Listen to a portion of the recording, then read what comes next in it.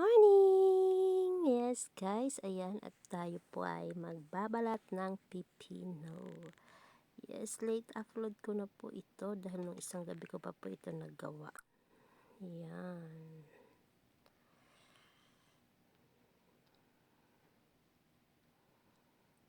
Ayan, dahil po may penerito tayong galunggong kaya mas masarap kung mayroon tayong pipino na sausawan.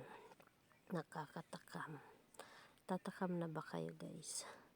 Yes, at tapos na. Ayan na, hiniwa na natin. Mas nilakihan ko po yung hiwa kasi pag masyadong manipis, mas gusto ko yung nakakagat ko siya ng malaki at malutong kasi fresh pa naman siya.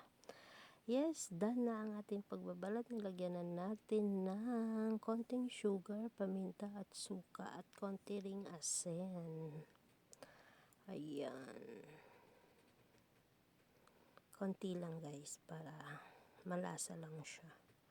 Magtutubig din naman yan mamaya pag tumagal na. Ayan, that's it. Tabi lang muna natin yan dahil meron pa tayong isang sausawan at yan po ay buro. Burong kamyas, nababad na po yan ng ilang araw or 2 weeks na. Yes, nilagay lang namin sa rep. Ang hubby ko po ang gumawa niyan. Ayan, kukuha lang po ako ng 3 para lang balance yung ating pagkain. Ayan, at kukuha na tayo ng 3 peraso lang kasi marami na tayong sausawan.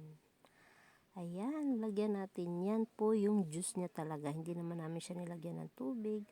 Kusa lang siyang juice or ano niya, yung parang sabaw. Ayan, dudurugin lang natin siya para may sausawan natin at konting asin lang ang nilagay namin kasi mahirap magka-UTI guys, konting-konti lang. Ayan, konti lang. Ayan, masarap na, nakakatakam, natatakam na ba kayo guys? At ayan po ang ating specialty, ang ating isda na galunggong.